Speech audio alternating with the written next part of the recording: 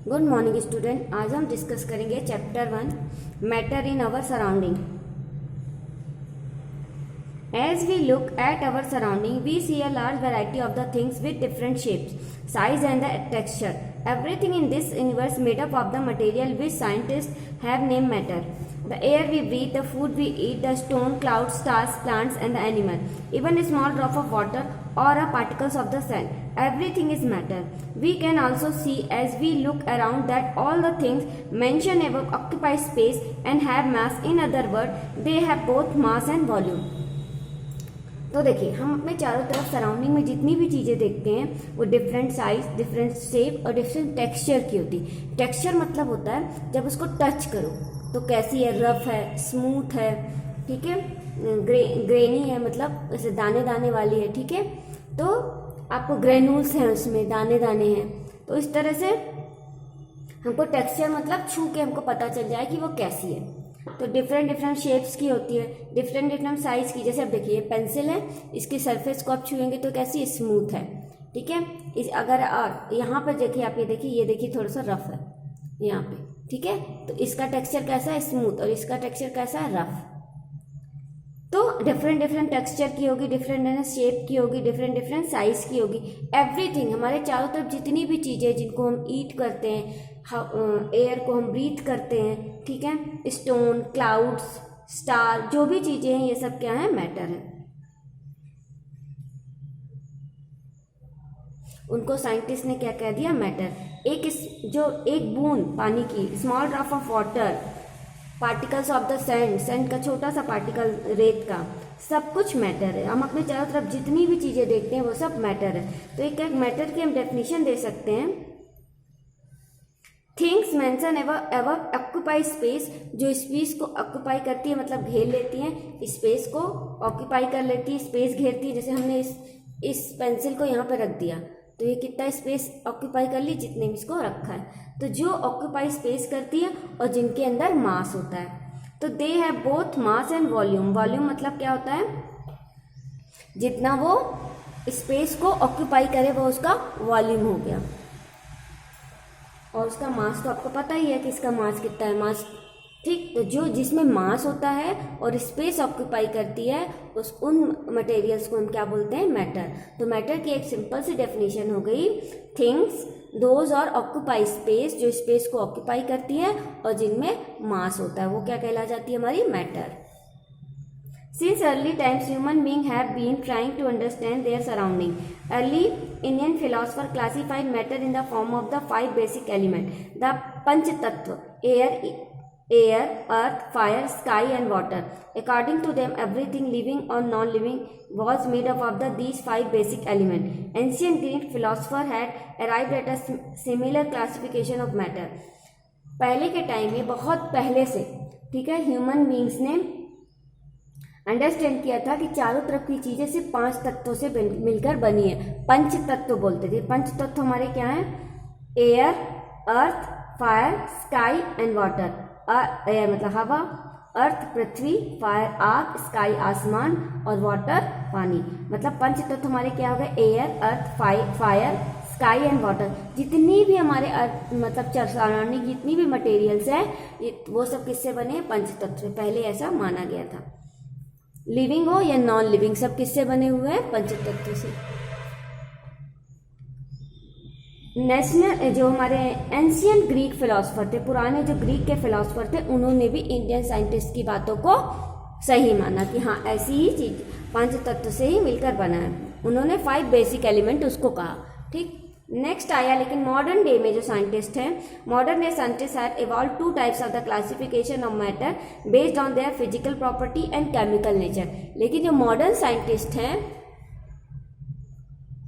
उन्होंने मटेरियल को, जितने भी हमारे चारों तरफ जितनी भी प्रॉपर्टी चीज़ें हैं, उनको 2 में डिवाइड किया, ठीक है। किसके बेस पे, उस मटेरियल की फिजिकल प्रॉपर्टी। फिजिकल मतलब वो कैसे दिखता है, उसका शेप कैसा है, उसका साइज कैसा है, उसका स्टेट ऑफ मैटर कैसा है। तो फिजिकल प्रॉपर्टी मतलब उसकी बाहर से कैसे दिख रहा है, और उसका केमिकल नेचर, वो कैसे रिएक्शन दे रहा है, उसका अंदर की कंपोजिशन कैसी है, वो किस किस से बना है। तो उसका केमिकल नेचर और फिजिकल मतलब बाहर से वो कैसा दिख रहा है, और केमिकल मतलब वो अंदर से कंपोजिशन कैसा बना है, किस किस चीज़ से बना है, किसके साथ कैसे रिएक्शन कर रहा है। तो फिजिकल प्रॉपर्टी और केमिकल नेचर के अकॉर्डिंग उन्होंने मटेरियल को 2 पार्ट में डिवाइड कर दिया। इसको अभी हम देखते हैं। In this chapter we shall learn about matter based on the physical property chemical aspects of matter. हम इस चैप्टर में मैटर के बारे में पढ़ेंगे, उसकी फिजिकल प्रॉपर्टी और उसके केमिकल रिएक्शन के अकॉर्डिंग मैटर के बारे में हम पूरी अंडरस्टैंड करेंगे। फर्स्ट आया physical nature of matter, matter का फिजिकल नेचर। फिजिकल नेचर क्या होता है मैटर का, ठीक। फर्स्ट आया matter is made up of particles. Matter होते हैं तो छोटे छोटे पार्टिकल से बने होते हैं। For a long time two school of the tough prevailed regarding the nature of the matter. One school believed matter to be continuous like a block of wood, where the other thought that matter was made up of particles like sand. Let us perform an activity to decide about the nature of the matter. मान लीजिए बहुत समय पहले तक दो school सोचते for a long time कि matter दो स्टेटमेंट थी। फर्स्ट क्या थी, फर्स्ट स्कूल जो था मतलब दुनिया 2 भाग में डिवाइड थी, 2 स्कूलों में। पहला क्या था, पहला मानता था कि matter to be continuous like a block of wood, मतलब मैटर कैसा है, एक लकड़ी के टुकड़े जैसा है, मतलब इतने बड़े बड़े ऐसे टुकड़ों से मिल, तो पूरा एक लकड़ी का टुकड़े जैसा, ब्लॉक ऑफ वुड जैसा। जबकि दूसरा क्या मानता था कि मैटर है छोटे छोटे पार्टिकल से मिलके बना है, मतलब मैटर छोटे छोटे पार्टिकल से मिलके बना है। जबकि दूसरा क्या मानते थे, दूसरे स्टेटमेंट क्या था कि मैटर जैसे एक ये लकड़ी है तो पूरी लकड़ी एक ही है, इसमें छोटे छोटे पार्टिकल्स कुछ नहीं है, मतलब जैसे ये ब्लॉक है, ये पेंसिल है, ये पूरी एक है, इसमें छोटे छोटे कोई पार्टिकल्स नहीं, पूरा एक से मिलके बना। दूसरा क्या मानता था कि छोटे छोटे पार्टिकल से मिलकर बना है। ठीक है, यहाँ पर कुछ चीज़ें लिखी हुई हैं, इनको जरूर आप पढ़ लीजिएगा। एसआई यूनिट ऑफ मास, मास को हम किससे मेजर करते हैं, किलोग्राम से। मास को हम किससे मेजर करेंगे, एसआई यूनिट मतलब होता है उसको किससे मेजर किया जाता है। और एसआई क्यों बोलते हैं, ये इंटरनेशनल यूनिट है, मतलब पूरे दुनिया में आप कहीं भी चले जाइए मास को किलोग्राम में ही मेजर किया जाएगा। ठीक, तो SI unit of the mass kilogram. SI unit of volume, volume मतलब वो स्पेस, कितना स्पेस आप ऑक्यूपाई कर रहे हैं, उसको हम किससे करेंगे, मीटर से। Cubic metre, metre into metre, क्योंकि कोई भी चीज़ अगर होगी तो उसकी लेंथ है, ब्रेड्थ है और हाइट है, तो क्या हो गया, length into height into breadth, 3 metre हो गए। इसीलिए वॉल्यूम की मीटर क्या हो गई, जैसे अगर हमको इसकी निकालनी है वॉल्यूम, तो इसकी देखिए लेंथ है, जितनी लेंथ होगी, इसकी ब्रेड्थ है और इसकी हाइट है, तो तीनों को मिलाकर हम क्या निकाल लेंगे कि कितना स्पेस ऑक्यूपाई कर रही है, तो वो उसका वॉल्यूम हो गया। इसकी यूनिट हो गई क्यूबिक मीटर।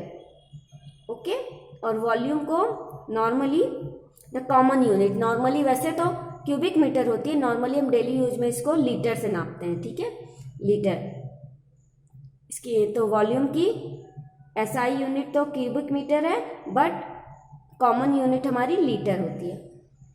ये आपको तो पता ही, 1 लीटर मतलब 1 डेकामीटर क्यूब, 1 लीटर मतलब 1000 मीटर।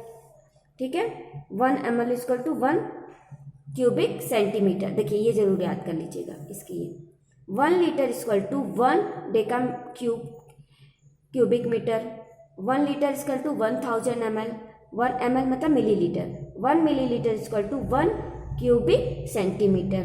तो ये आपकी यूनिट कभी कभी चेंज करने को आ जाती है कि अगर 2 लीटर में कितने ml होते हैं, तो अगर 1 लीटर में 1000 ml हुए तो 2 लीटर में 2 इंटू 1000।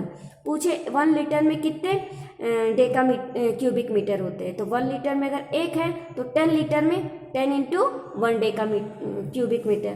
पूछ लिए 1 ml में कितने क्यूबिक सेंटीमीटर होते हैं, मतलब सॉरी 1 ml में अगर 1 क्यूबिक मीटर क्यूबिक है तो 10 ml में कितने होंगे, 10 ml में कितने सेंटीमीटर क्यूबिक होंगे, सेंटीमीटर इंटू सेंटीमीटर, सेंटीमीटर उसको क्या हो गया क्यूबिक सेंटीमीटर।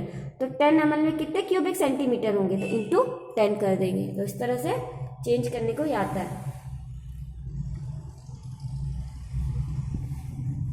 एक्टिविटी, ठीक है 10 ml। अब हम एक एक्टिविटी करते हैं, इसको प्रूफ करने के लिए कि जो हमारे मैटर होते हैं छोटे छोटे पार्टिकल से मिलकर बने होते हैं, स्मॉल पार्टिकल से।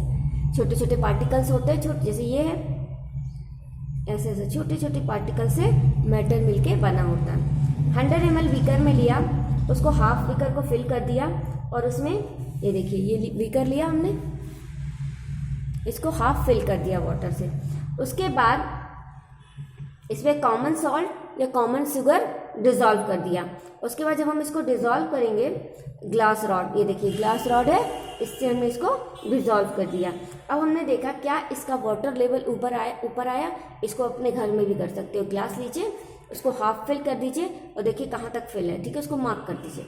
उसके बाद ऊपर से, उसके बाद उसमें शक्कर या नमक मिलाइए, ठीक है, सॉल्ट या शुगर। उसके बाद उसकी लेवल दे, उसको घोलिए, डिज़ोल्व करिए चम्मच से, आप स्पून से, किसी से भी डिज़ोल्व कर सकते हैं।